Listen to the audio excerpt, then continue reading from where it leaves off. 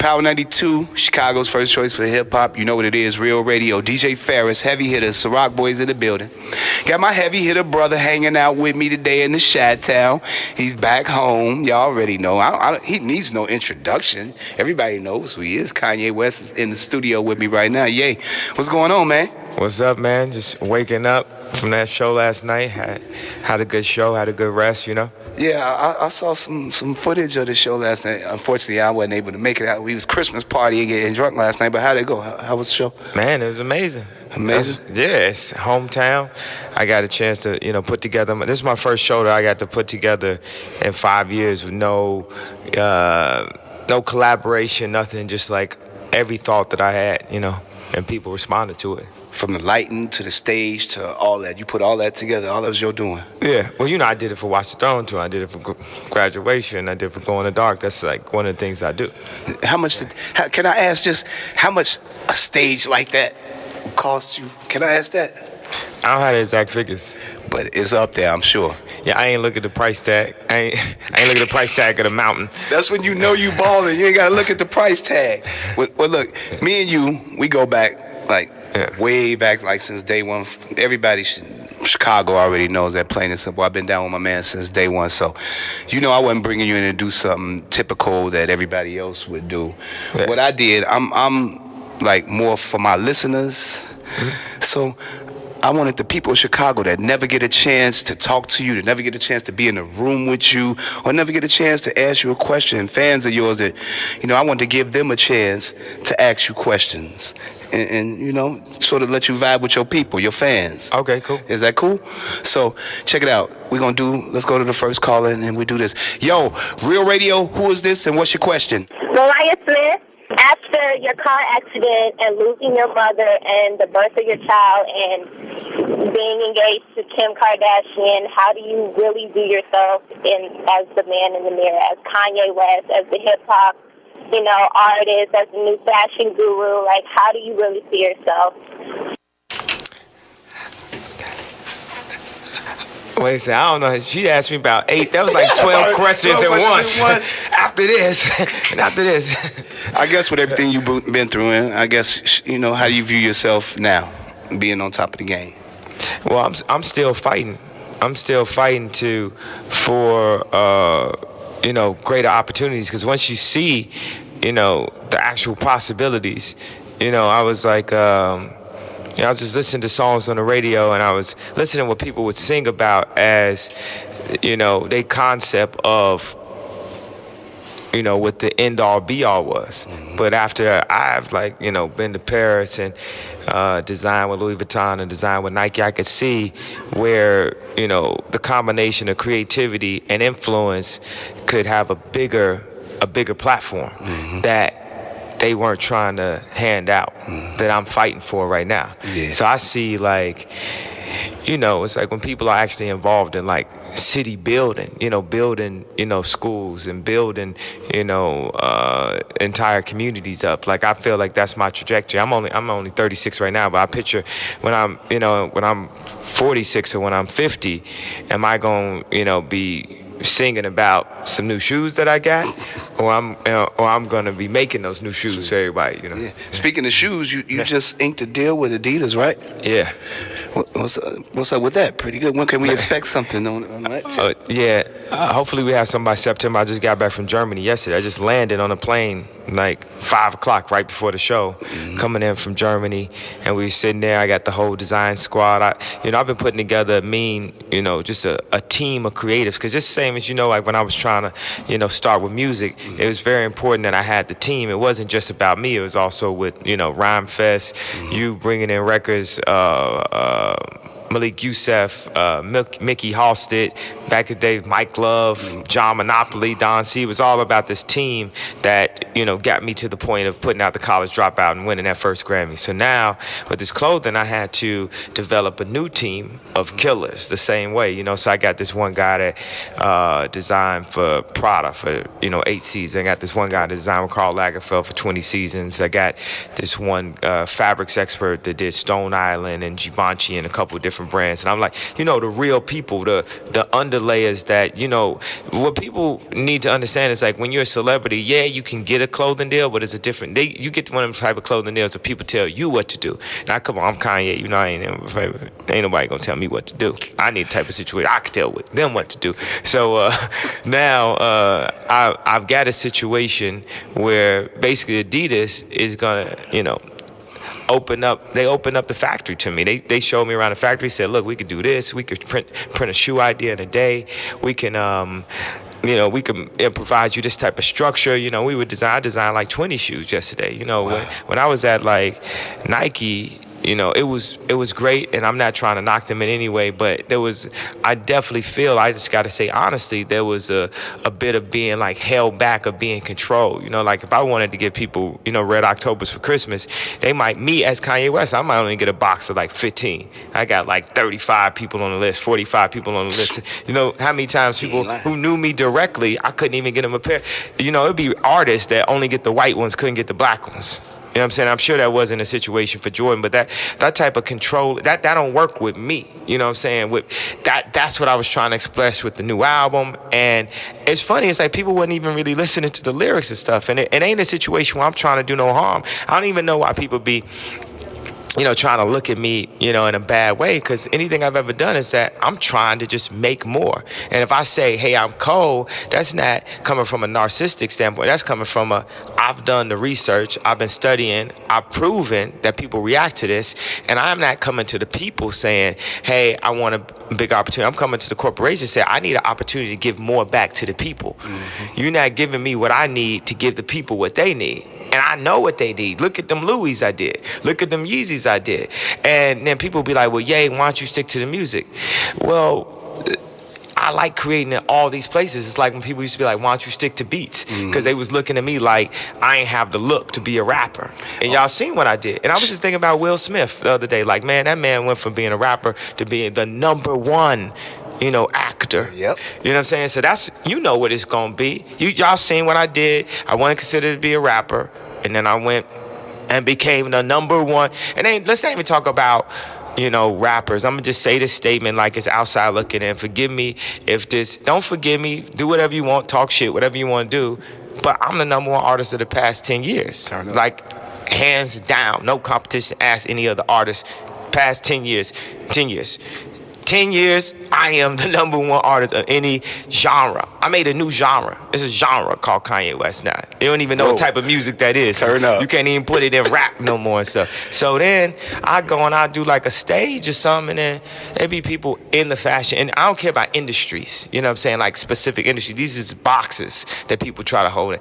I just want to positively create inside of all these and outside of, and like really bring the world together in a positive way. You know, I'm just trying to make a bigger contribution with the talent I have. You know, the reasonable man adapts to the world. The unreasonable man, you know, makes the world adapt to him.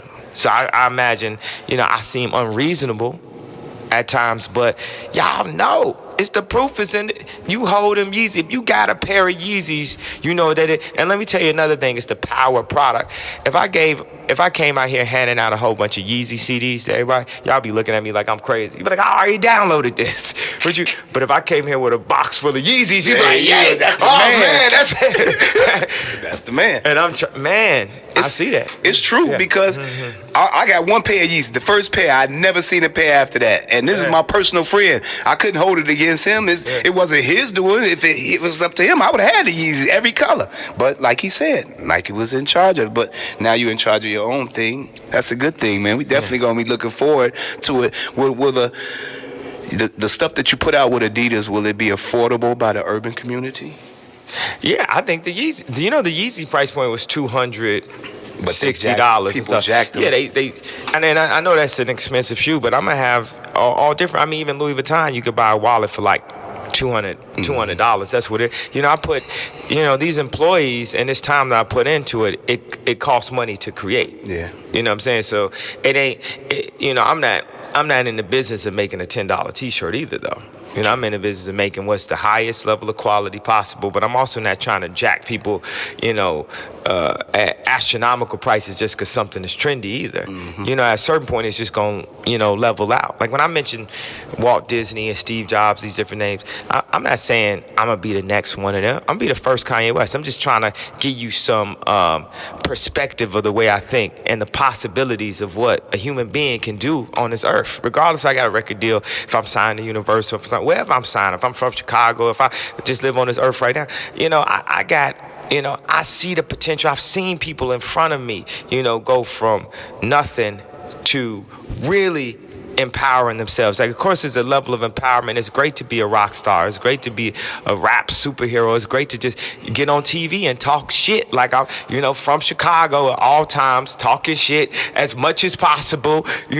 Just fucking with people. Honestly, just that scared to like stand up for themselves or scared to just be themselves because they so scared that somebody not gonna like them. I looked at these two options, like people liking me or me liking myself. I chose the latter, and I think people gonna like me for liking myself eventually, and people gonna like themselves. This is about motivation, about self-esteem. If other people got the power to dream the same way I got the power to dream, more things are gonna happen. It's a lot of things. You could be at your job. It could be like a manager that's holding you back. You got, solutions, but your manager is saying, nah, that ain't gonna work because this is what we traditionally did. And you like, man, but I'm in these streets. I know what they want, blah, blah, blah. Let me add this, and I swear we're gonna do better. And then if you speak up too loud, you might get fired. So now you can't speak too loud. So I need to be a poster child of what it means to break all boundaries. Because I look at the inside of this TV, I look at all this matrix we in, I'm like, man, ain't none of this real. Ain't the only thing real is your family, your loved ones, the time that you have. Only luxury is time. The only thing promised is that you gonna die one day. So like Drizzy said, he said everybody dies, but not everybody lives. True. So we gonna live this to the maximum, to the fullest. I was saying last night, man. Okay, he got more questions. I'm gonna let him ask more questions. Let's go. Hey, all right, I'm gonna take it to the Instagram because with the social media now, people have so many ways to reach out. So Chicago in 23 wants to know, who is your biggest musical inspiration? My favorite artist of all time is James Brown. And that's just learning, initially when I was 14, my favorite artist was Michael Jackson. Mm-hmm. And then my favorite rapper is Jay-Z. You remember when he'd come down and perform at the Click or something? Yeah. I opened up for him and everything. So I remember very well. And of course I loved Nas. I loved Crucial Conflict and Psychodrama. That's all the people I grew up, Twista, Common. But my greatest inspiration of all time musically is James Brown. And that era of music is my favorite era too. Wow. That Stax, Motown. Yeah. Who actually put you up on that era of music? Which one of the people in your family did? You saying, did you put me up on that? No. Heck no. I know I didn't put you up on it. I came later than that. You're like your uncle was one of your uncles. Did they play music when you were at their house? Yeah. Like my auntie used to play music all night long. So yeah, they did. My mom used to play music a lot, but it wasn't until I really got educated about sampling. I would listen to, how I would listen to them records. I'd be happy just to come over your crib and get yeah. Boy, take stacks of records out bigger than him out my basement, lugging the records up the stairs. Yeah. He was a hustler. Yeah, and have all the records and listen to them all. And because I knew that, man, it'd be it's like the movie, it's like any of them drug movies and stuff, and you see that thing that people need, and if you capsule it in the right way, people gonna want that. And music is like a drug, and now it's I know that product is like a drug.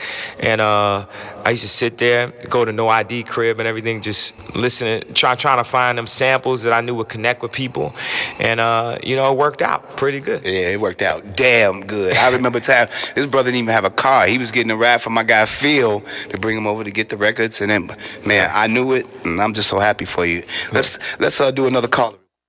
This is Teddy. I want to ask him, what was the hardest thing to adjust to after becoming famous?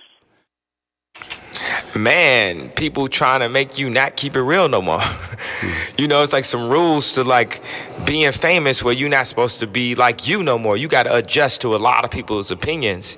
And if you think about anything I've ever said out loud, it's like something that your boy would say to you. 100%. While you in the car, he'll say exactly what Ye would say. But I'm the one that get in trouble because famous people just don't say what they think anymore. And I just say what I think and feel. And also, I just ain't scared. It's like I know that I'm going to be successful doing that, taking that approach. That's my approach, So the hardest thing to adjust to is I ain't going to adjust to it. I think it's more harder for other people for the fact that I did not adjust. Mm-hmm. You know how people are. They're afraid of you. When you speak your mind, they're definitely afraid of you. Let's get another call. Mariah, if you could go back and to talk to young Kanye West, what would you say to him? Man, I would tell him do exactly whatever he wanted to do because he would be here now. I would let him know. Don't be so heartbroken about, different relationships where it be like, that one girl you fell in love with and then she wanted to break up with you and shit, She thought you wasn't cool enough, whatever, because you was gonna yo baby mama was gonna be shitting on her one day. So just hold your head and and don't be upset when there's girls trying to use you for money because you'll finally get a family where it's somebody who don't want you for your money, and don't feel bad when people didn't try to whatever they try to do, force you to make some beats, have you doing some beats, say you in a hot ass studio sweating, making beats and shit for them, because one day you was gonna produce for your idol. So just stay focused, and that question is good because I try to look 10 years from now and say if the 10 years from now version of me was talking to me right now, it would be telling me to say exactly what I've been saying for the past 2 months. It would be telling me to turn up. It would be telling me at that moment when Nike offered me a contract and Adidas offered me a contract and Adidas had royalties and Nike ain't had no royalties, the older me would say, look in your daughter's eyes and make a decision of where you want to be, because being cool can play out. But you gotta, because people think it's a joke when I be like, I just want to feed my family. No, I'm saying it costs a lot to feed my family. My particular family costs a lot. I mean, it's niggas jumping out the woodworks trying to take photos, a human being that don't even speak words yet. You know what I'm saying? So I gotta be very protective. I gotta, have my money right. I gotta have everything right in a situation to be able to protect my family, at all costs. Because it ain't also me just as a black man, it's not like they trying to support and see someone, come to that next level. And I know how it is even myself, it's I wrote, Find Your Love for Drake, right? And it was all cool back then until that Find Your Love went #1. And you be like, damn, I wrote that? Man, what was I doing, man? Right. So I feel like that's that same thing I be doing to people. I be dropping that Nicki Minaj monster verse on people all the time where you got to think damn, do I even want this on my album? This shit this so cold, it's gonna distract from everything. You know what I'm saying? And it ain't till I keep on standing on their necks, showing them the power, the influence that we have collectively, because there ain't never been nobody from hip hop that really came in and made it on a Louis Vuitton level and made it on a Nike level. The last person was Jordan. Yeah. And Chicago. It's funny. It's really, man.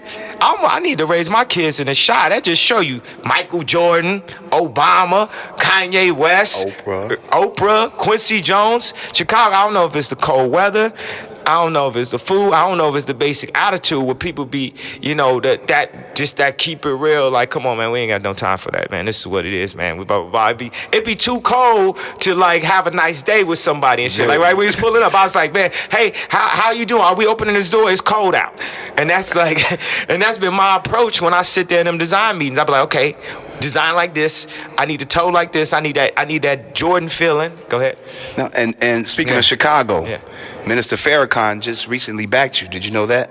I spoke with him. Yeah. Yeah. So you know that he backed you. How do you feel about him backing you up with that whole situation that he backed you with? How do you feel about that? Man, I think it's amazing. I was supposed to have dinner with him, and I'm sorry to say he had a passing in his family, so we couldn't have dinner. But for me, one thing he told me, he said, you know, you shouldn't ever apologize for the truth. Why do people want you to apologize for the truth? They want me to be, you know, they want to show that people can be weakened in order to be able to control other people, because it ain't like, you know, the conversation I'm having is very simple where my finances come from. It's like, it's Universal Records is, you know, doing this tour, and now it's going to be this outlet of product. Mm-hmm. So, you know, as a man, this is where your finance come from. Anything else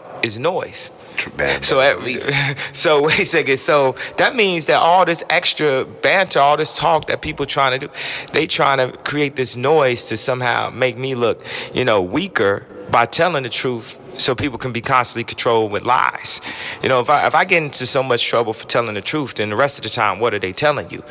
You know, I mean, I don't even know. I mean, I do know what they want from me, but I know what I want from me also. You know, you put me, I mean, you send me to that NBC telethon. You put me, you know, at these award shows. You put me on this microphone. I'm going to just tell you what I see.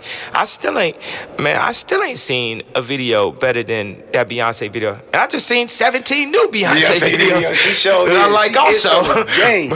But I still haven't seen, you know, that, you know, come on, man. And everybody was so mad at me for saying that, you know, Beyonce had that best video. That's when I got into the most trouble. But tell me this, have you seen a video better than that since then? You know, and I haven't. I'm just saying, as an artist, you know what I'm saying? Art, love, and truth and God are like four things that are extremely close to each other. You know what I'm saying? We have to, you know, be protective of love. We have to be protected of the art sometimes, or else the art gonna keep on getting worse and worse and worse. And most people are so protective of they personal, who they are. If anything, you know, I sacrifice my perception in order to, you know, get the truth across. I sacrifice somebody liking me in order to protect the art. Yeah. Was that it? You gotta wrap it up. All right, okay. What we got? You got another question? Man, I don't want to ask them questions. Yeah. Well, I breathe time together. Yeah. I just wanted Chi-Town to get a chance, you know, to really see you at the crib. You inspire so many people here, a lot of shorties. Matter of fact, you even inspire cats to do fashion now. What I got on right now is from a DJ, Sean Mack. He's got his own little casket fashion line. So you inspiring a lot of people here in your hometown. You got the Donda West thing going on with the kids, where they learning how to write to music, et cetera, et cetera. Yeah. Just a message for all the people in Chicago that look up to you, that need to be inspired, that want to be the next Kanye West or be in the game. What would you say to them? Or be the first them. Yeah, the first them. Exactly. Man, just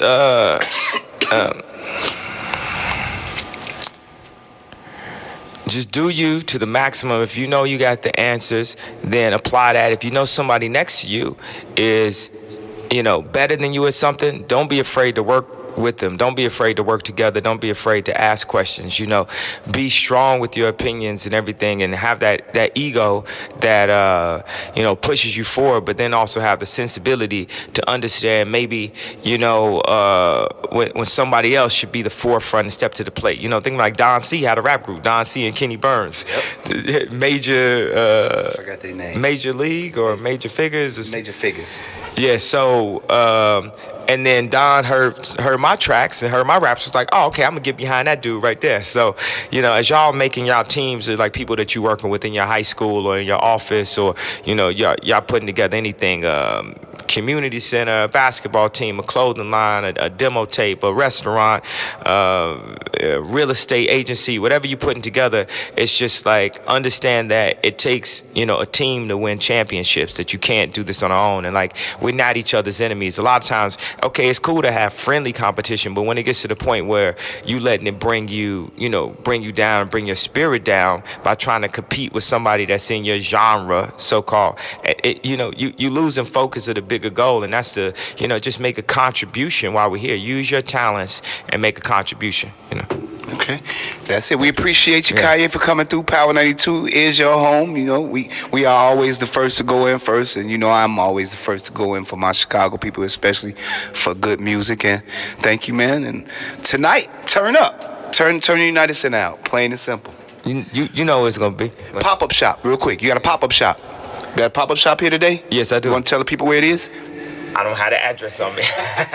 You got Nobody, the address? where's Oak Street or something like that? Yeah. Wait, I know it's between, it's across from Lester Lampert Jeweler, between Jill Sander, and it's that Tom Ford store right next to it or something like that? Tom Ford, yeah. So it's right there, right in between that. And they selling just good music gear and all this stuff? Yeah, they selling Yeezus tour merch there. You know, we just did it. That's just a little, just a little demo tape to what's gonna happen. You know, these next up and coming years. I need some of that. I'm a walking billboard in Chicago. I need some of that gear, man. All right? All right, cool. All right, cool. It's my people. This my family right here, man. I don't even need to do no interview. I don't know why they had me do an interview. My boss had me do it, but this is my family. I don't need to do no interview. They want me to drive all the way out to Indiana early in the morning. That's why they had you do it. That's love, and I appreciate you. And he probably wouldn't have did that for nobody in the world but his family. And I appreciate it. That interview was about to get canceled, and then they said, that's DJ Pharris. I was like, oh, man. I woke up at 10:15. Man, you don't even know what I was doing at 10:15, when I had to stop to drive up here. I love you. Dearly. I've been with you since day one. I'm just saying, I ain't want to get out of it, you know what I mean? Me and you both gonna go. Thank you for coming, man. You know I'm here for you anytime, baby. Definitely. All right, cool. Yo, what's up? This is Kanye West. Now back to the music on Power 92.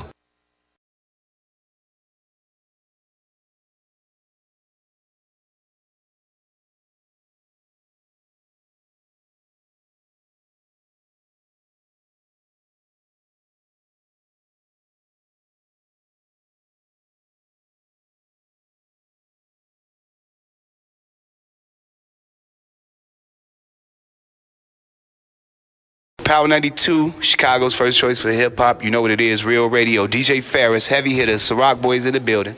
Got my heavy hitter brother hanging out with me today in the Chi-Town. He's back home. Y'all already know. He needs no introduction. Everybody knows who he is, Kanye West. So check it out. Let's go to the first caller and then we do this. Yo, Real Radio, who is this and what's your question? Mariah Smith. After your car accident and losing your mother and the birth of your child and being engaged to Kim Kardashian, how do you really do yourself as the man in the mirror, as Kanye West, as the hip-hop, artist, as the new fashion guru? Like, how do you really see yourself? Everybody Chicago already knows that, plain and simple. I've been down with my man since day one, so I wasn't bringing you in to do something typical that everybody else would do. Yeah. What I did, I'm like more for my listeners. Mm-hmm. So I wanted the people of Chicago that never get a chance to talk to you, that never get a chance to be in a room with you, or never get a chance to ask you a question. Fans of yours that, I wanted to give them a chance to ask you questions. And sort of let you vibe with your people, your fans. Okay, cool. Is that cool? In the studio with me right now. Yay. What's going on, man? What's up, man? Just waking up from that show last night. Had a good show, had a good rest, Yeah, I saw some footage of the show last night. Unfortunately, I wasn't able to make it out. We was Christmas partying and getting drunk last night, but how'd it go? How was the show? Man, it was amazing. Amazing? It's hometown. I got a chance to, put together. This is my first show that I got to put together in 5 years with no collaboration, nothing. Just like every thought that I had, and people responded to it. From the lighting to the stage to all that, you put all that together. All that was your doing. Yeah. Well, I did it for Watch the Throne too. I did it for graduation. I did it for Go in the Dark. That's like one of the things I do. Can I ask just how much a stage like that cost you? Can I ask that? I don't have the exact figures, but it's up there, I'm sure. Yeah, I ain't look at the price tag. I ain't look at the price tag of the mountain. That's when you know you balling. You ain't gotta look at the price tag. Well, look, me and you, we go back way back, like since day one.